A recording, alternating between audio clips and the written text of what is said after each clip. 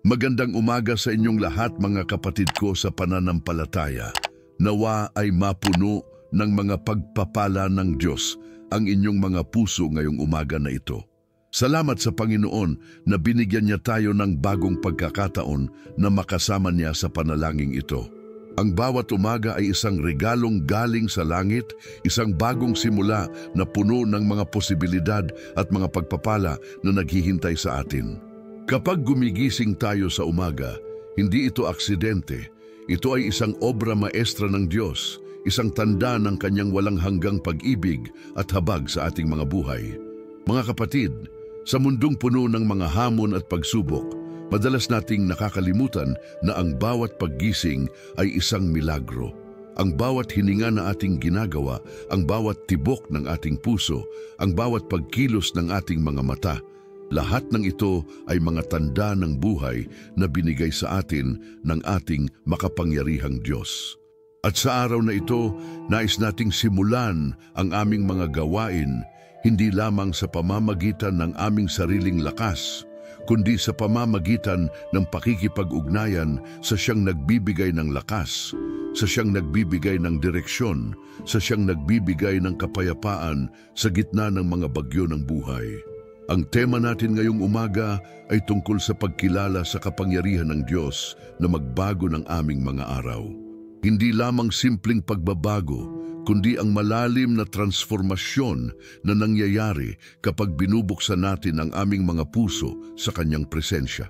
Ito ay tungkol sa pagtitiwala na ang Diyos ay may magagandang plano para sa bawat isa sa atin, na ang kanyang mga hangarin para sa atin ay mga hangaring nagdudulot ng kapayapaan at hindi ng kasamaan upang bigyan tayo ng pag-asa at ng kinabukasan.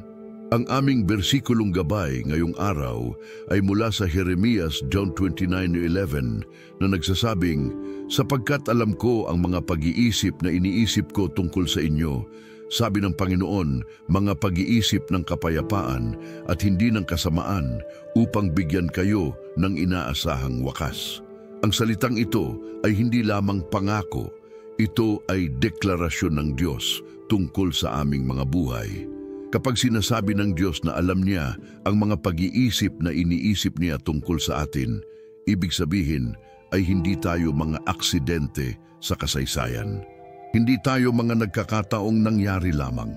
Tayo ay mga nilikha na may layunin, mga binuo na may misyon, mga hinubog na may destinasyon na nakaplano na bago pa man tayo ipinanganak. Kaya ngayong umaga, nais ko kayong anyayahan na makipagsama sa akin sa panalangin ito na magbabago sa buong takbo ng inyong araw. Iwanan ninyo ang lahat ng mga alalahanin, ang lahat ng mga takot, ang lahat ng mga pagdududa na bumubulong sa inyong mga isipan. Ngayong sandaling ito ay para sa Diyos, para sa pakikipag-ugnayan sa Kanya, para sa pagtatanggap ng Kanyang mga instruksyon at pagpapala para sa araw na ito. Makipagsama sa akin na buksan ang aming mga puso sa Panginoon, na maghandog ng aming mga sarili bilang mga buhay na handog na nakakalugod sa Kanya. At habang nagsisimula tayo sa panalangin ito, naaalala ko ang mga salita ni Pablo sa mga taga-Roma 12:1 na nagsasabi, "Kaya nga mga kapatid, dahil sa mga awa ng Diyos, ipinamamanhik ko sa inyo na ihandog ninyo ang inyong mga katawan bilang buhay, banal at nakakalugodan handog sa Diyos na siyang inyong makatwirang pagsamba." Ito ang dapat nating gawin ngayong umaga. Maghandog ng aming mga sarili na walang kondisyon sa Panginoon. Makapangyarihang Diyos, Ama ng aming Panginoong Hesukristo, lumapit kami sa iyo ngayong umaga na puno ng pasasalamat at pagpupuri.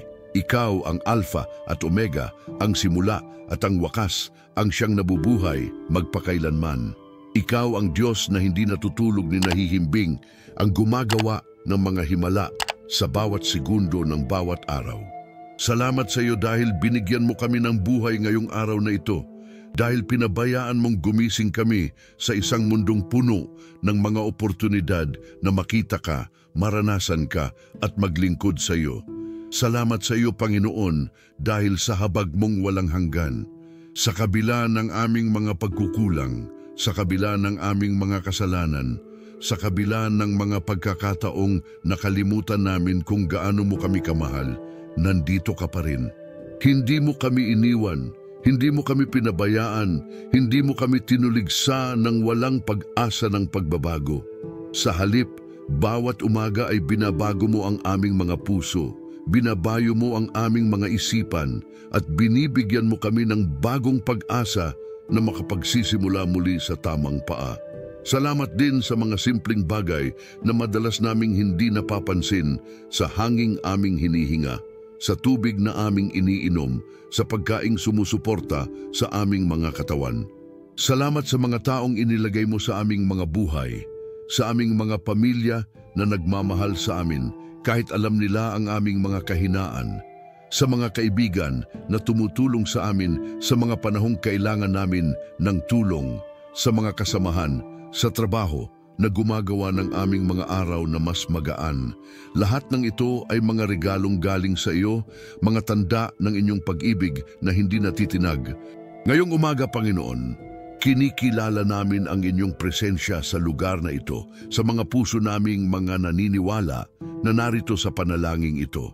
Hindi kami nag-iisa dahil nandito kayo. Hindi kami mga ulila dahil kayo ang aming Ama. Hindi kami mga walang direksyon dahil kayo ang aming gabay. Hindi kami mga walang pag-asa dahil kayo ang aming pag-asa. Kinikilala namin na sa mundong puno ng dilim, kayo ang aming liwanag. Sa gitna ng mga bagyo, kayo ang aming kanlungan. Sa mga panahong naguguluhan kami, kayo ang aming karunungan.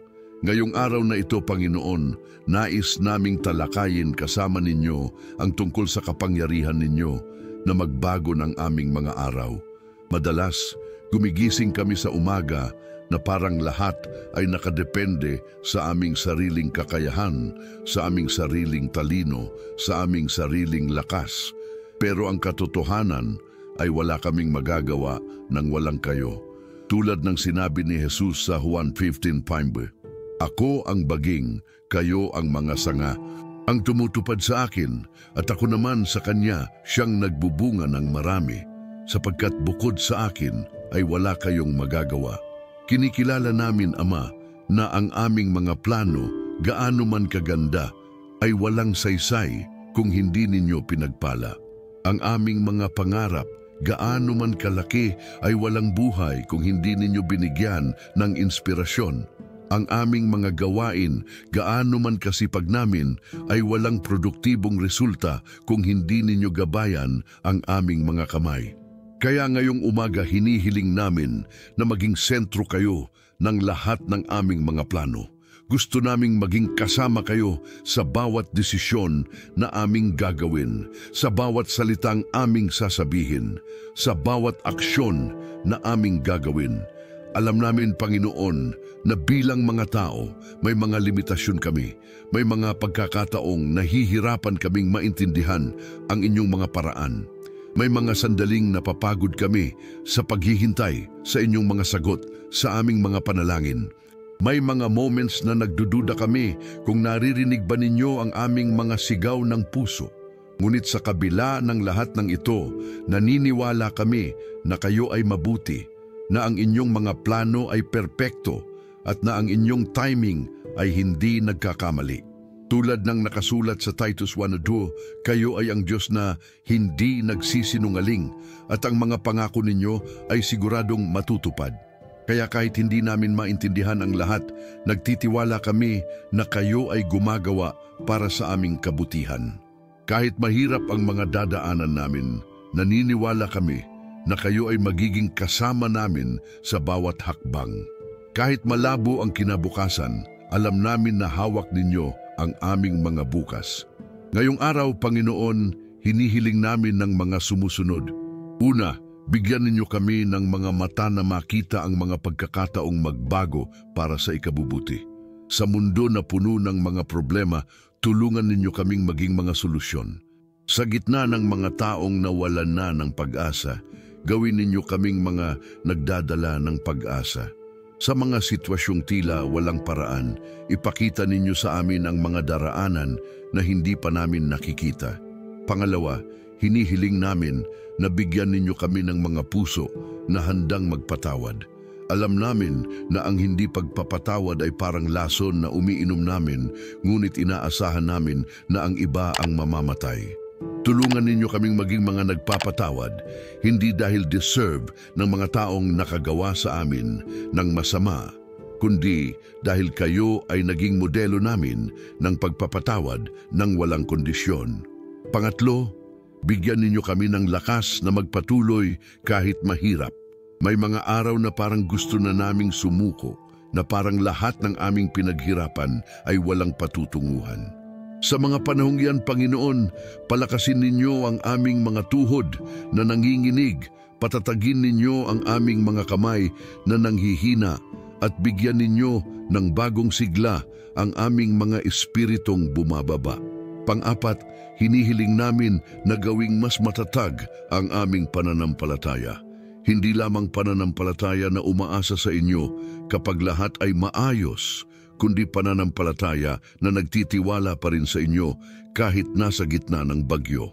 Tulad ng pananampalataya ni Job na nagsabi, kahit patayin niya ako, magtitiwala pa rin ako sa kanya.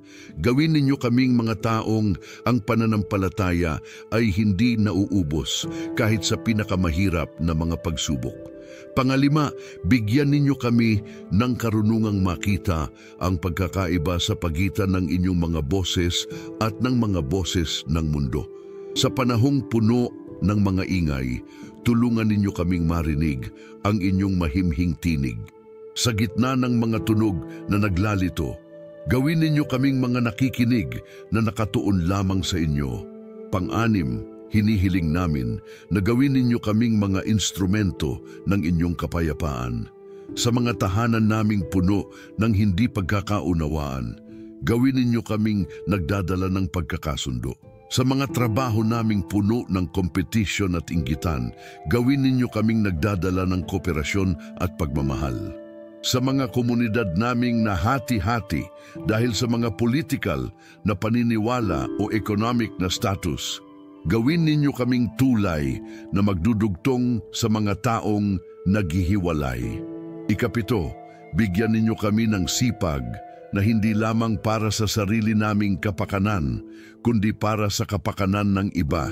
Tulungan ninyo kaming maging mga taong ang una nilang tanong ay hindi ano ang makukuha ko dito, kundi paano ko makakatulong dito. Gawin ninyo kaming mga taong mas nasasayang magbigay kaysa tumanggap, mas nasasayang maglingkod kaysa palingkuran. Habang patuloy naming hinihiling ang mga ito, nais din namin banggitin ang mga salita mula sa 2 Korinto 5:17 na nagsasabi, kaya kung ang sinuman ay nasa kay Kristo, siya ay bagong nilalang. Ang mga luma ay nakaligtas na. Narito, ang lahat ay naging bago. Ito po ang pangako ninyo sa amin na maaari ninyong gawing bago ang lahat. Hindi importante kung gaano karaming pagkakamali ang nagawa namin kahapon. Hindi importante kung gaano karaming oportunidad ang nasayang namin. Hindi importante kung gaano karaming tao ang nasaktan namin. Sa kay Jesus, maaari kaming maging bago. Naaalala din namin ang mga salita mula sa Isaiah 43:19 kung saan sinabi ninyo, tingnan, gagawin ko ang isang bagong bagay, ngayon ay sisibulan na nito. Hindi ba ninyo matatanto? Oo, gagawa ako ng daan sa ilang at mga ilog sa disyerto. Panginoon, hinihiling namin na gumawa kayo ng mga bagong daan sa mga lugar ng aming buhay na tila tulad ng disyerto. Sa mga aspeto ng aming buhay na tuyong-tuyo na, magbukal kayo ng mga tubig ng buhay. Sa mga sitwasyong walang pag-asa, magpakita kayo ng mga milagro. Sa Ezekiel 36:26 din ay sinabi ninyo, bibigyan din kita ng bagong puso at isang bagong espiritu ay ilalagay ko sa loob mo at aalisin ko ang pusong bato sa inyong laman at bibigyan kita ng pusong laman. Panginoon, ginagawa ninyo ito sa amin araw-araw. Tinatanggal ninyo ang aming mga pusong matigas, ang mga pusong hindi nakakaramdam sa kapwa, at binibigyan ninyo kami ng mga pusong madaling maawa, madaling magpatawad, madaling magmahal. Salamat din sa Philippians 4:13 na nagsasabi, lahat ay magagawa ko sa pamamagitan ni Kristo na nagbibigay lakas sa akin. Hindi ito pangako na lahat ng gusto namin ay makakamtan namin, kundi pangako na lahat ng kailangan namin upang gawin ang inyong kalooban ay matatanggap namin. Lahat ng lakas na kailangan namin upang maging mabubuting magulang, mabubuting asawa, mabubuting anak, mabubuting empleyado, mabubuting kapitbahay, lahat ng ito ay matatanggap namin mula sa inyo. At ngayong nagsisimula tayo sa mas malalim na pakikipag-ugnayan sa inyo sa pamamagitan ng intercessory prayer, nais namin maging tulay sa pagitan ninyo at ng mga taong mahal namin sa buhay. Alam namin na isa sa mga pinakamahalagang aspeto ng panalangin ay ang pagdarasal para sa iba, ang pagiging advocate sa harap ninyo para sa mga taong hindi pa nakakakilala sa inyo o sa mga nakakakilala na sa inyo, ngunit kailangan pa rin ng inyong hawak sa kanilang mga buhay. Simulan namin sa aming mga pamilya, Panginoon. Alam ninyo, ang bawat miyembro ng aming mga pamilya, hindi lamang ang mga nakita namin o nakakasama namin, kundi maging ang mga miyembro na malayo sa amin, ang mga hindi namin madalas makausap, ang mga may mga problema sa buhay na hindi namin alam. Para sa aming mga magulang, Panginoon, hinihiling namin na panatilihin ninyo silang malusog sa katawan at sa espiritu. Bigyan ninyo sila ng mahaba pang buhay upang makita pa nila kaming lumago, makita pa nila ang aming mga anak na lumaki at maranasan pa nila ang mga pagpapala na inihahanda ninyo. Para sa mga magulang na may edad na ang mga katawan ay nagsisimula ng humina, hinihiling namin na bigyan ninyo sila ng kapayapaan sa kanilang mga puso. Tulungan ninyo silang hindi masyado mag-alala tungkol sa mga bagay na hindi na nila makokontrol. Bigyan ninyo sila ng kasiyahan sa simpleng mga bagay, sa pagkain ng masarap na pagkain, sa pagkakita sa mga apo, sa pakikipag-usap sa mga lumang kaibigan. Para sa aming mga asawa, Panginoon, salamat sa kanila. Salamat dahil binigay ninyo sa amin ang mga taong handang makipagsama sa amin sa journey ng buhay. Hinihiling namin na patuloy ninyong palakasin ang aming mga relasyon. Sa mga pagkakataong hindi kami nagiging mabuting mga asawa, bigyan ninyo kami ng grace na magpatawad sa isa't isa. Sa mga pagkakataong nagiging proud kami o selfish, paalalahanan ninyo kami na ang pag-ibig ay hindi naghahanap ng sariling kapakanan. Bigyan ninyo rin ang aming mga asawa ng lakas na makaya ang mga stress sa trabaho, sa pag-aalaga sa pamilya, sa pakikipag-ugnayan sa mga kaibigan at kamag-anak. Kapag pagod na sila, maging ninyo silang source ng energy. Kapag malungkot sila, maging ninyo silang dahilan ng kaligayahan. Kapag nahihirapan silang makagawa ng mga desisyon, bigyan ninyo sila ng karunungan na makakagawa ng tamang mga pagpili. Para sa aming mga anak, Panginoon, salamat sa kanila. Salamat sa tuwa na dinudulot nila sa aming mga buhay, sa mga tawanan na nababalot sa aming mga tahanan dahil sa kanila, sa mga pangarap na nabubuo namin dahil sa kanila. Hinihiling namin na protektahan ninyo sila sa lahat ng masasamang impluensya. Sa panahong ito na maraming mga bagay sa mundo na makakasama sa kanila, gawin ninyo kaming mga magulang na may karunungan na gabayan sila sa tamang landas. Bigyan ninyo ang aming mga anak ng mga puso na naghahanap sa inyo. Kahit bata pa sila, itanim ninyo na sa kanila ang pagmamahal sa inyo, ang respeto sa mga magulang, ang pagpapahalaga sa mabubuting asal.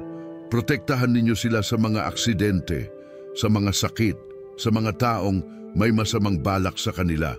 Bigyan ninyo sila ng mga matalinong isipan na makakatulong sa kanila na magtagumpay sa pag-aaral at sa buhay.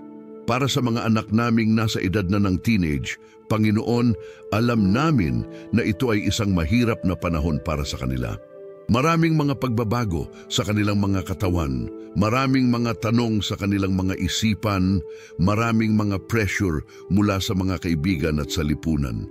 Hinihiling namin na maging guide ninyo sila sa mga desisyon na gagawin nila. Bigyan ninyo sila ng lakas na tumanggi sa mga bagay na makakasama sa kanila at bigyan ninyo sila ng karunungan na makita ang mga bagay na makakatulong sa kanila na lumago bilang mga taong may mababuting karakter. Para sa mga anak naming nagtatrabaho na, salamat sa kanila na kahit may mga sarili na silang buhay, hindi nila nakakalimutan ng mga magulang. Hinihiling namin na bigyan ninyo sila ng mga trabahong magbibigay hindi lamang ng sapat na kita para sa kanilang mga pamilya, kundi mga trabahong magbibigay din sa kanila ng kasiyahan at sense of purpose. Protektahan ninyo sila sa mga aksidente sa trabaho. Bigyan ninyo sila ng mababaiting boss at mga kasama sa trabaho. Ngayon, Panginoon, nadarasal din kami para sa aming mga kalusugan. Salamat sa mga katawang binigay ninyo sa amin na naglilingkod sa amin araw-araw. Salamat sa mga puso namin na tumutibok ng hindi namin kailangang isipin, sa mga baga namin na humihinga ng automatic, sa mga mata namin na nakakakita sa kagandahan ng mundo, sa mga tenga namin na nakakarinig ng musika at ng mga tinig ng mga taong mahal namin. Hinihiling namin na bigyan ninyo kami ng lakas na mas maging responsible sa aming mga kalusugan. Tulungan ninyo kaming kumain ng mga pagkaing magbibigay ng nutrition sa aming mga katawan.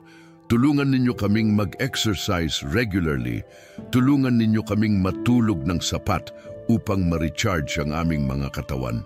Para sa mga may mga chronic illness na kasama namin, hinihiling namin na bigyan ninyo sila ng lakas na makayanan ng bawat araw at kung maaari, gumaling kayo sa kanila.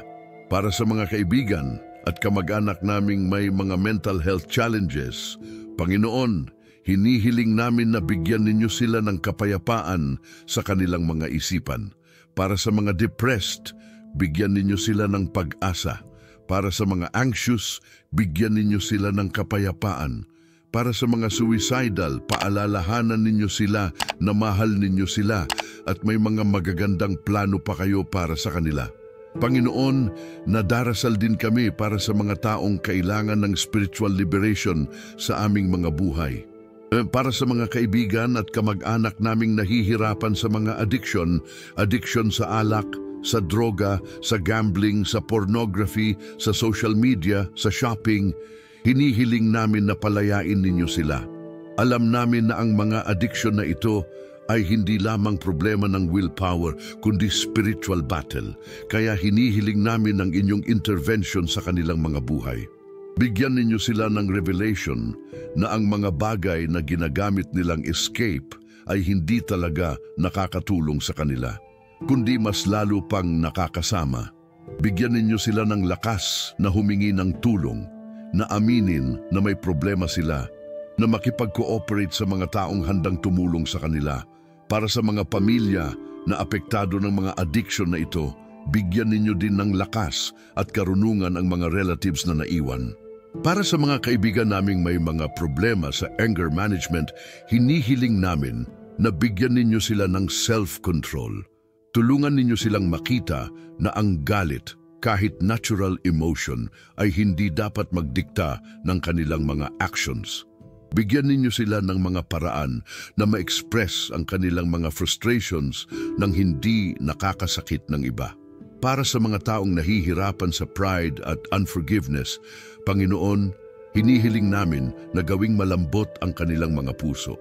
Ipakita ninyo sa kanila na ang hindi pagpapatawad ay parang hawak nila ang mainit na uling na balak nilang itapon sa iba.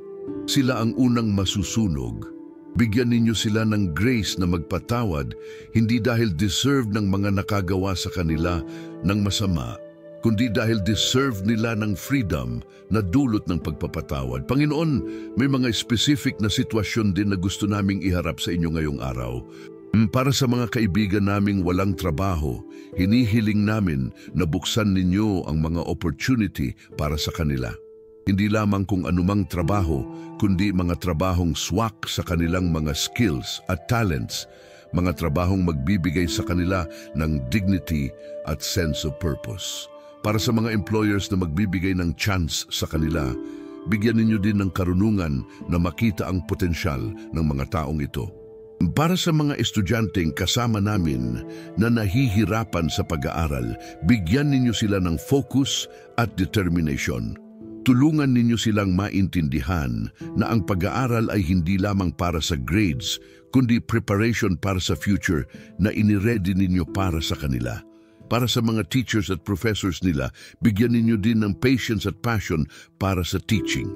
Para sa mga kaibigan naming may mga business na nahihirapan, lalo na sa panahong ito na maraming mga economic challenges, hinihiling namin na bigyan ninyo sila ng wisdom sa pagmamanage ng kanilang mga resources. Tulungan ninyo silang makagawa ng mga tamang decisions na makakatulong sa kanilang mga negosyo na maging sustainable. Bigyan ninyo din sila ng mga customers na loyal at mga suppliers na reliable. Para sa mga taong may mga legal problems, hinihiling namin na bigyan ninyo sila ng mga lawyers na matalinong magde-defend sa kanila. Kung sila ay guilty sa mga accusations, bigyan ninyo sila ng courage na aminin ang kanilang mga mistakes at makipag-cooperate sa justice system. Kung sila ay innocent, hinihiling namin na mailantad ang katotohanan at ma-vindicate sila.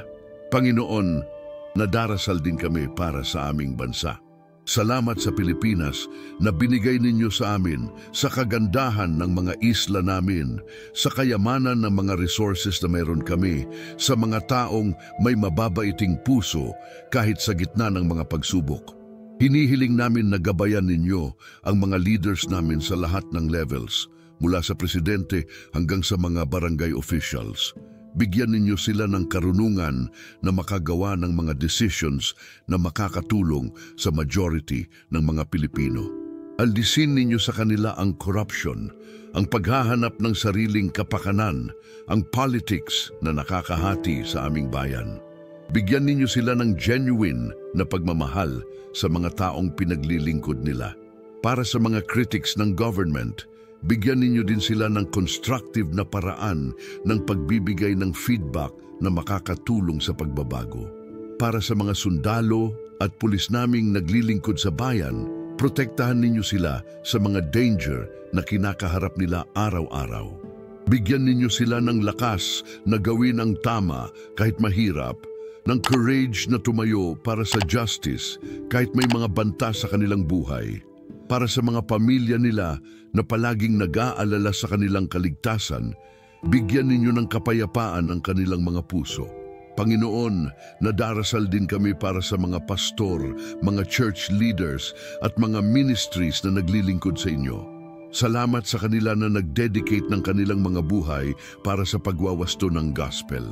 Protektahan ninyo sila sa mga attack ng enemy, physical man o spiritual. Bigyan ninyo sila ng fresh na revelation mula sa inyong word, ng passion na hindi nauubos sa paglilingkod, ng humility na magpatuloy na matuto.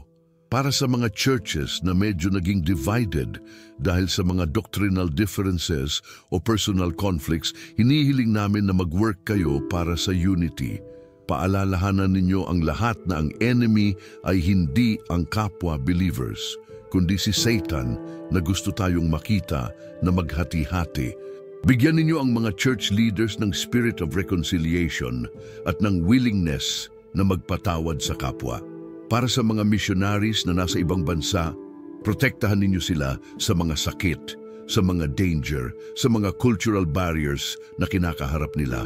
Bigyan ninyo sila ng mga taong open sa gospel, ng mga local partners na makakatulong sa ministry, ng sapat na support mula sa mga sponsoring churches. Panginoon, hindi namin makakalimutan ang mga taong hindi pa nakakakilala sa inyo. Sa mga pamilya namin, sa mga kaibigan namin, sa mga kasama sa trabaho, sa mga kapitbahay na hindi pa tumatanggap ni Jesus bilang personal savior, hinihiling namin na gumawa kayo ng mga paraan upang marating sila. Gamitin ninyo kami kung kailangan bilang mga instrumento upang maipakita sa kanila ang inyong pag-ibig.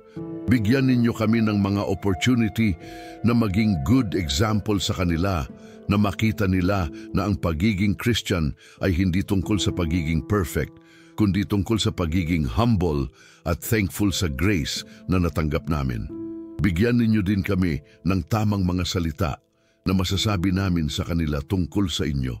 Mga salitang hindi preachy, kundi genuine na expressions ng aming personal na experience ninyo. Para sa mga kabataang walang direksyon sa buhay, na feeling nila ay walang purpose ang existence nila, hinihiling namin na magpakita kayo sa kanila. Ipakita ninyo sa kanila na ginawa ninyo sila para sa specific na purpose, na may unique na contribution silang mabibigay sa mundo na hindi magagawa ng iba. Bigyan ninyo sila ng mga mentor na makakatulong sa kanila na ma-discover ang kanilang mga calling. At para sa mga kasama namin sa community na ito, sa mga subscribers ng channel na ito, sa mga taong regular na nakikinig sa mga panalangin na ito, salamat sa kanila, Panginoon. Salamat sa kanila na kahit abala sila, ginagawa pa rin nilang priority ang pakikipag-ugnayan sa inyo sa pamamagitan ng panalangin. Hinihiling namin na patuloy ninyong palakasin ang kanilang pananampalataya, na bigyan ninyo sila ng mga sagot sa kanilang mga panalangin, na ipakita ninyo sa kanila na rinig ninyo ang lahat ng sinasabi nila sa inyo. Ngayon, Panginoon, transititon namin sa mas practical na aspeto ng aming mga panalangin. Alam namin na kayo ay concerned din sa mga pang-araw-araw na pangangailangan namin, sa mga material na bagay na kailangan namin upang mabuhay ng maayos at makapaglingkod ng epektibo sa inyo. Hindi ninyo kami tinuruan na maging espiritual na hindi practical o maging practical na hindi spiritual. Kayo ay Diyos ng buong tao, spirit, soul at body. Kaya ngayong araw, hinihiling namin ng inyong provision sa lahat ng aming mga material na pangangailangan. Una sa lahat, salamat sa pagkaing nasa mga mesa namin. Sa mundo na maraming gutom, blessed kami na may makakain kami araw-araw. Hinihiling namin na patuloy ninyo kaming bigyan ng daily bread, hindi lamang literal na tinapay, kundi lahat ng nutrients na kailangan ng aming mga katawan upang maging healthy at strong. Para sa mga kasama namin na naghihirap sa pagkain, na minsan ay hindi alam kung saan kukuha ng susunod na meal, hinihiling namin na magbigay kayo ng mga paraan. Gamitin ninyo ang mga taong may abundance upang maging blessing sa mga taong kulang. Bigyan ninyo ng opportunities ang mga taong handang magtrabaho, at bigyan ninyo ng compassion ang mga taong kaya namang magbigay. Hinihiling namin din, Panginoon, ng wisdom sa pagmamangi ng aming mga finances. Alam namin na ang pera ay hindi masama, ngunit ang love of money ang root ng lahat ng kasamaan. Tulungan ninyo kaming maging good stewards ng lahat ng binigay ninyo sa amin, hindi lamang ang pera, kundi lahat ng resources na nasa aming pamamahala. Bigyan ninyo kami ng discipline na magtabi para sa future, ng generosity na magbigay sa mga nangangailangan, ng contentment sa kung ano ang mayroon kami habang nagsusumikap pa rin para sa improvement. Protektahan ninyo kami sa mga bad investments, sa mga scams, sa mga impulse purchases na hindi namin talaga kailangan. Para sa mga kaibigan naming may mga utang, hinihiling namin na bigyan ninyo sila ng mga paraan na mabayaran ng mga ito nang hindi naman mag-sacrifice ng basic needs ng kanilang mga pamilya. Bigyan ninyo din sila ng wisdom na hindi na mag-incur ng mga unnecessary na utang sa future. Para sa mga creditors nila, bigyan ninyo din ng patience at understanding. Tungkol sa trabaho, Panginoon, salamat sa mga trabahong meron kami ngayon. Para sa mga employed sa amin, hinihiling namin na bigyan ninyo kami ng lakas na gawin ang aming mga responsibilidad ng excellent. Hindi dahil gusto namin mag-impress sa mga boss namin, kundi dahil naniniwala kami na lahat ng ginagawa namin ay para sa inyo, at kayo ay deserve ng aming best effort. Bigyan ninyo kami ng good relationship sa aming mga kasama sa trabaho. Tulungan ninyo kaming maging mga taong madaling makakasama na hindi nagko-complain lagi na hanggang tumulong sa mga projects. Kung may mga conflicts sa office, gawin ninyo kaming peacemakers. Kung may mga opportunities para sa promotion, hinihiling namin na kung ito ay para sa aming kabutihan at hindi makakaapekto ng masama sa aming pamilya at spiritual life. Bigyan ninyo kami ng favor para sa mga may sariling business. Hinihiling namin na bigyan ninyo sila ng wisdom sa pagmamanage. Bigyan ninyo sila ng mga employees na honest at hardworking, ng mga customers na satisfied sa services o products na binibigay nila, ng mga suppliers na reliable at fair sa pricing. Protektahan ninyo din ang kanilang mga business sa mga unforeseen circumstances na makakasama.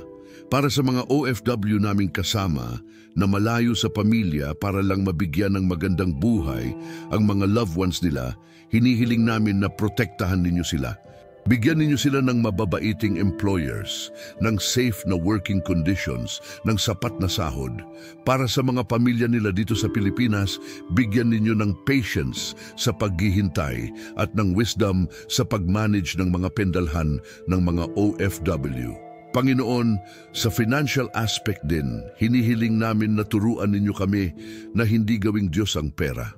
Maraming mga tao ang nagiging greedy, nagiging dishonest, nagiging walang puso sa kapwa dahil sa obsession sa wealth. Protektahan ninyo kami sa ganitong mentality. Paalalahanan ninyo kami na ang true happiness ay hindi galing sa kung gaano karaming material possessions ang mayroon kami, kundi sa relationship namin sa inyo. Bigyan ninyo amin ng contentment sa kung ano ang mayroon kami ngayon, habang nagsusumikap pa rin ng legitimate para sa improvement. Tulad ng sinabi ni Pablo, natutuhan ko na maging kontento sa anumang kalagayan ko. Uturuan ninyo din kami ng gratitude sa mga simple blessings, sa mainit na kape sa umaga, sa komportable na higaan sa gabi, sa aircon sa mainit na panahon, sa jacket sa malamig na gabi. Ngayon, Panginoon, gusto namin mag-declare ng mga prophetic words para sa araw na ito. Hindi dahil kami ay mga prophets, kundi dahil naniniwala kami sa mga promises na nakasulat sa inyong word.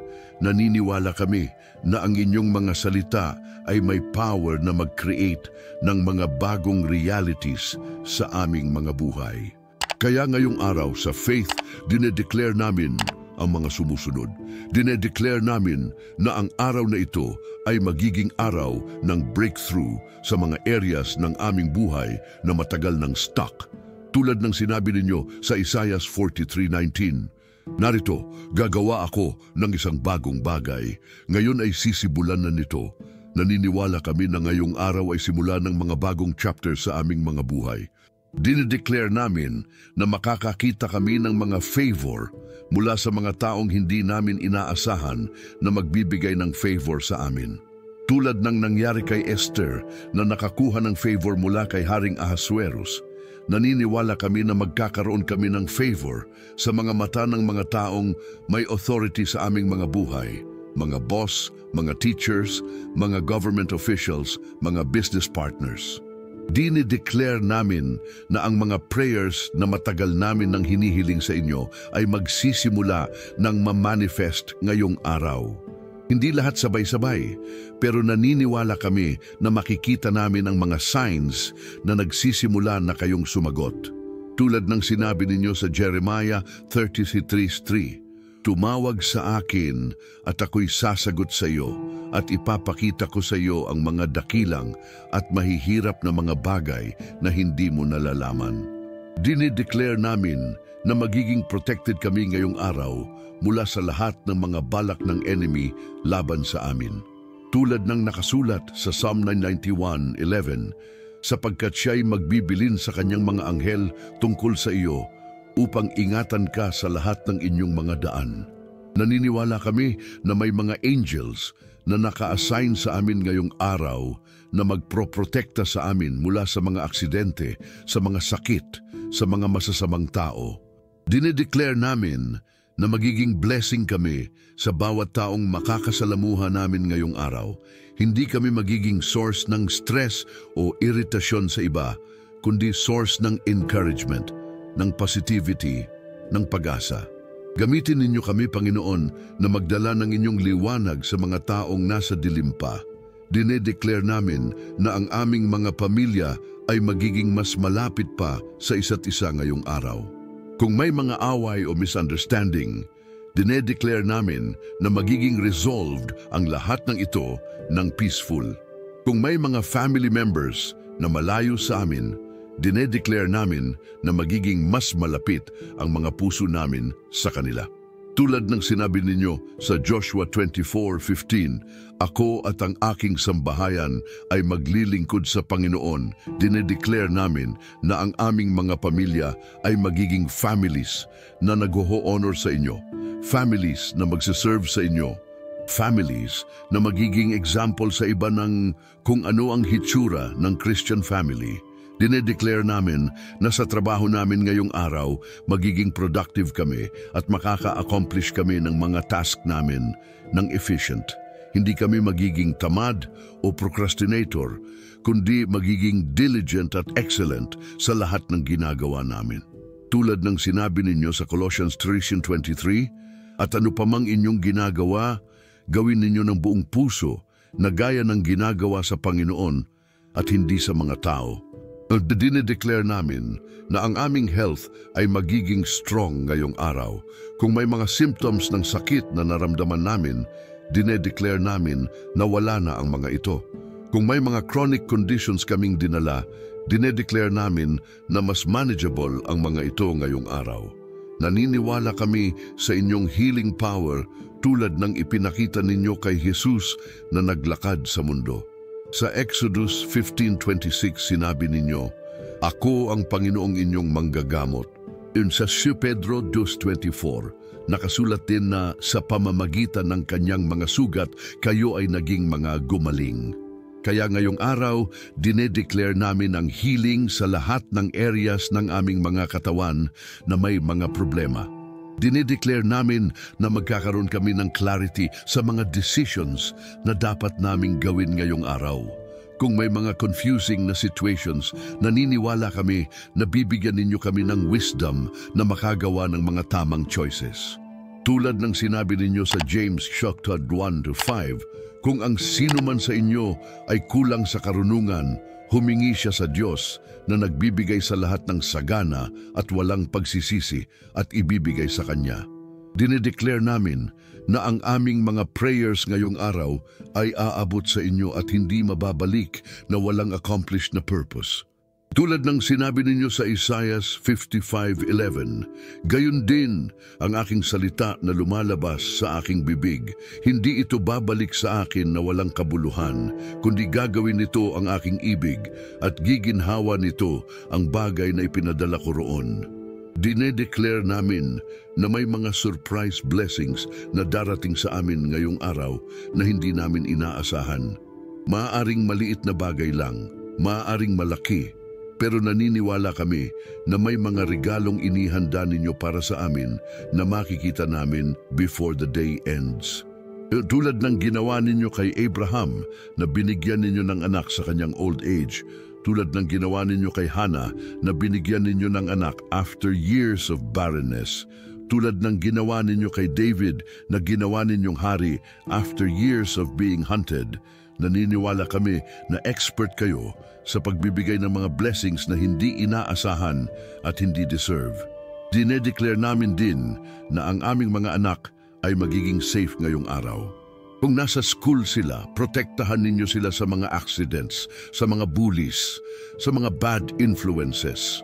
Kung nasa trabaho na sila, bigyan ninyo sila ng wisdom sa mga decisions na gagawin nila. Kung nasa bahay lang sila, bigyan ninyo sila ng productive na mga activities na makakatulong sa kanilang growth. Para sa mga single sa amin na nanghahanap pa ng life partner, dinedeclare namin na kung ngayong araw man hindi pa sila makikilala, mas malapit na sila sa time na ma-meet ninyo sila sa taong para sa kanila. Bigyan ninyo sila ng patience sa paghihintay at ng wisdom na hindi mag-settle sa wrong person dahil pagod na silang maghintay. Para sa mga married couple sa amin, dinedeclare namin na magiging mas malakas pa ang love nila sa isa't isa ngayong araw. Kung may mga issues na hindi pa nare-resolve, ngayong araw magkakaroon ng breakthrough sa communication. Maging patient sila sa isa't isa, maging understanding sa mga weaknesses ng bawat isa. Dinedeclare namin na sa financial aspect, ngayong araw may mga opportunities na dadating sa amin na makakapag-improve sa aming financial status. Hindi necessarily malaking amounts, pero mga opportunities na kung i-handle namin ng tama ay magiging stepping stones sa bigger blessings. Dinedeclare namin na ang mga enemy plans laban sa amin ay mababaliwala ngayong araw. Kung may mga taong may masamang balak sa amin, either mai-expose ang mga plano nila o mababago ang mga puso nila. Tulad ng sinabi ninyo sa Romans 8:28, alam namin na ang lahat ng mga bagay ay nagkakaisa para sa ikabubuti ng mga umiibig sa Diyos. Dinedeclare namin na magkakaroon kami ng mga encounters sa mga taong magiging blessing sa aming mga buhay ngayong araw. Maaaring mga taong magiging new friends, mga taong magbibigay ng mga opportunities, mga taong magsha-share ng mga valuable na information, mga taong magre-remind sa amin kung gaano tayo kamahal ninyo.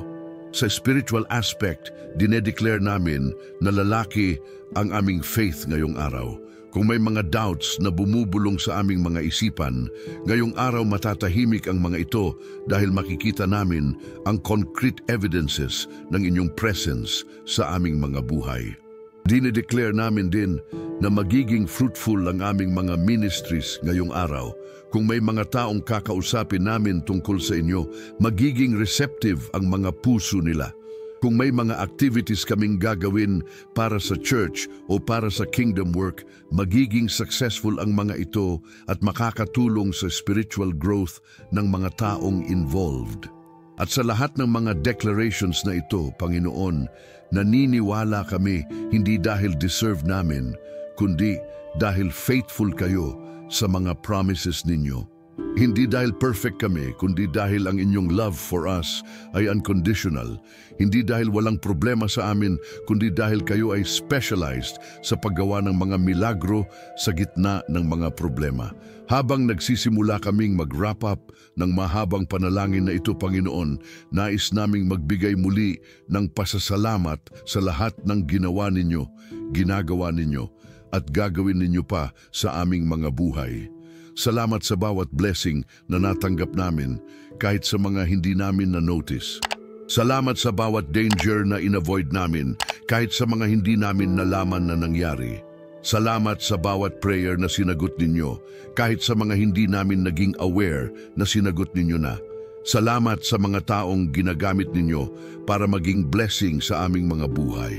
Sa mga family members na palaging nandyan para sa amin, sa mga friends na tumutulong sa amin sa mga difficult times, sa mga workmates na gumagawa ng aming mga araw na mas masaya, sa mga strangers na nagbibigay ng mga simple acts of kindness na nagpapaalala sa amin na may mababaiting tao pa rin sa mundo. Ngayong patuloy na umuunlad ang araw na ito, hinihiling namin na maging conscious kami ng inyong presence sa bawat oras. Kapag nakaupo kami sa traffic, paalalahanan ninyo kami na practice ang patience. Kapag nakakausap namin ang mga taong medyo difficult, bigyan ninyo kami ng grace na maging kind pa rin. Kapag may mga opportunities na magbigay ng tulong sa iba, bigyan ninyo kami ng generous na puso.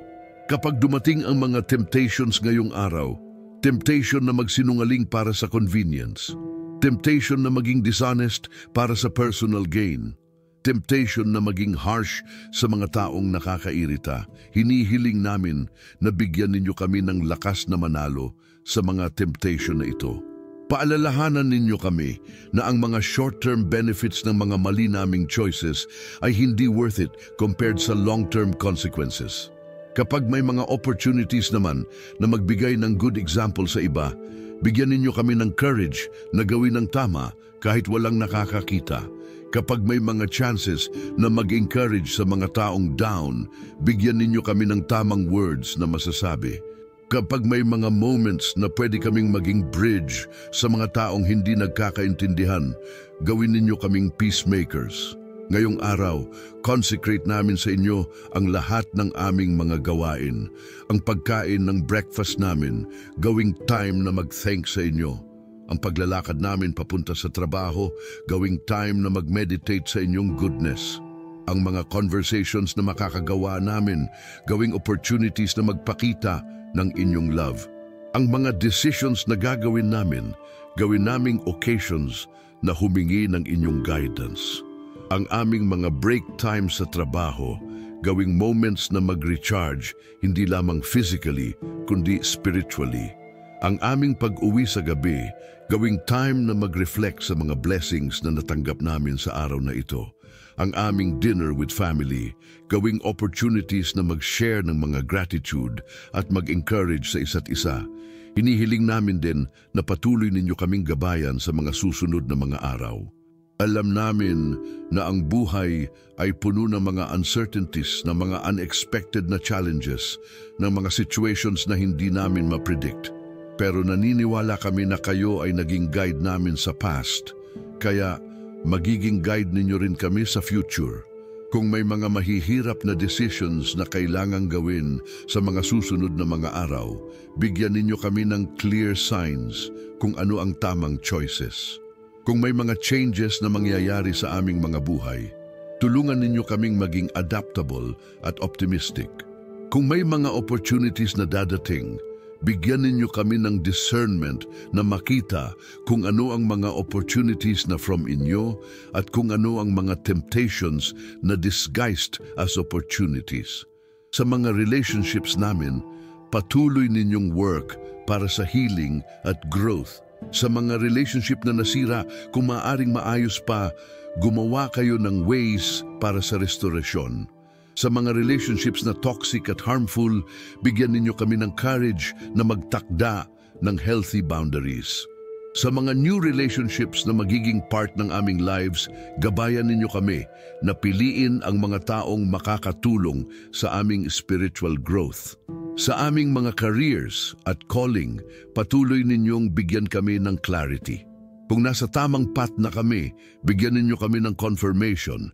Kung need namin mag-shift, bigyan ninyo kami ng clear direction kung saan. Kung may mga skills na kailangan namin i-develop, bigyan ninyo kami ng opportunities na matuto. Kung may mga bad habits sa trabaho na kailangan namin baguhin, bigyan ninyo kami ng self-awareness at determination na magbago. Hinihiling namin din na bigyan ninyo kami ng renewed commitment sa pananampalataya namin. Sa mundong puno ng mga distractions, tulungan ninyo kaming hindi makalimutan ang importance ng regular prayer, ng Bible reading, ng fellowship sa mga believers, ng participation sa church activities. Kung medyo naging lukewarm kami sa faith, i-revive ninyo ang aming passion para sa inyo. Bigyan ninyo kami din ng opportunities na mag-share ng faith namin sa iba, hindi sa pamamagitan ng preaching na nagiging preachy, kundi sa pamamagitan ng living na nagiging attractive sa mga taong hindi pa nakakakilala sa inyo. Gawin ninyo kaming walking testimonies ng inyong goodness at love. At sa lahat ng mga hiniling namin, Panginoon, the bottom line ay hindi ang aming comfort o success, kundi ang glory ninyo. Kung ang mga blessings na hinihiling namin ay makakatulong sa amin na mas makapaglingkod sa inyo, amin po. Kung ang mga changes na gusto namin ay makakakontribute sa advancement ng inyong kingdom, sige po. Kung ang mga prayers namin ay aligned sa inyong perfect will, we receive them in faith. Pero kung ang mga healing namin ay hindi favorable para sa aming spiritual growth, kung ang mga gusto namin ay makakasakit sa amin sa long run, kung ang mga plans namin ay hindi kasama sa bigger plans ninyo para sa aming lives, bigyan ninyo kami ng grace na tanggapin ang inyong hindi bilang proof ng inyong love, hindi proof na hindi ninyo kami pakikinggan. Ngayon, Bilang final blessing para sa mga kasama namin sa community na ito, sa mga nakinig sa panalangin ito, sa mga naging kapartner namin sa seeking ninyo sa umaga na ito, hinihiling namin ang mga sumusunod. Una, na ang peace na hindi maiintindihan ng human logic ay maging guard sa kanilang mga hearts at minds ngayong araw. Sa mga moments na maging stressful ang kanilang mga situations, nawa ay maramdaman nila ang supernatural peace na galing sa inyo. Pangalawa, na ang mga prayers na hinihiling nila sa private, ang mga secrets na share nila lang sa inyo, ay marinig ninyo at sagutin ninyo according to your perfect timing at will. Nawa ay makita nila ang mga concrete signs na concern kayo sa bawat detail ng kanilang mga buhay. Pangatlo, na ang kanilang mga pamilya ay maging blessed. Protektahan ninyo ang mga anak nila, bigyan ninyo ng health ang mga magulang nila, palakasin ninyo ang mga marriages nila. Gawing source of joy, hindi source of stress, ang kanilang mga homes. Pangapat, na sa kanilang mga careers at finances, magbigay kayo ng breakthrough na matagal nila nang hinihintay. Kung may mga doors na kailangan buksan, buksan ninyo. Kung may mga obstacles na kailangan alisin ninyo. Panglima, na spiritual man o physical na healing na kailangan nila, ibigay ninyo sa kanila. Kung may mga emotional wounds na kailangan gumaling, gumaling ninyo. At kung may mga physical na conditions na kailangan ma-address ninyo. At sa wakas, nawa ay maging stronger pa ang kanilang relationship sa inyo. Nawa ay hindi maging routine lang ang prayer life nila, kundi maging genuine na pakikipag-ugnayan sa inyo. Nawa ay mas lalong magkaroon sila ng hunger para sa inyong word, ng excitement sa worship, ng passion sa service. Mga kapatid, bago tayo mag-end, gusto kong mag-encourage sa inyong lahat na huwag lang gawing listening activity ang panalangin ito. Gawing starting point ng inyong personal na prayer time. Magpatuloy kayo na makipag-ugnayan sa Panginoon throughout the day. I-share ninyo sa comments kung ano ang mga specific na prayers ninyo para sa araw na ito, para makamit namin kayo in agreement. At hindi lang para sa araw na ito, kundi gawing habit ang daily morning prayer. Hindi kailangang haba ng ganito, pero magsimula sa simple na pagkilala sa Diyos sa umaga, sa paghingi ng guidance para sa araw, sa pagsasabi ng salamat sa mga blessings na matatanggap ninyo. Kung hindi pa kayo subscriber sa channel na ito, isubscribe ninyo para sa regular na mga panalangin tulad nito. I-turn on din ang notifications para ma-alert kayo tuwing may bagong prayer videos. At i-share ninyo sa mga friends at family members ninyo na baka interested din sa group prayers na ganito. Sa mga gustong mag-request ng specific prayer topics, i-comment ninyo sa baba. Binabasa namin ang lahat ng comments at ginagamit naming inspiration para sa mga susunod na prayer videos. Ang community na ito ay para sa inyong lahat, kaya huwag mag-hesitate na makipag-interact. At sa mga gustong magbigay ng testimony tungkol sa mga answered prayers na nakuha ninyo after listening sa mga videos na ito, please share din.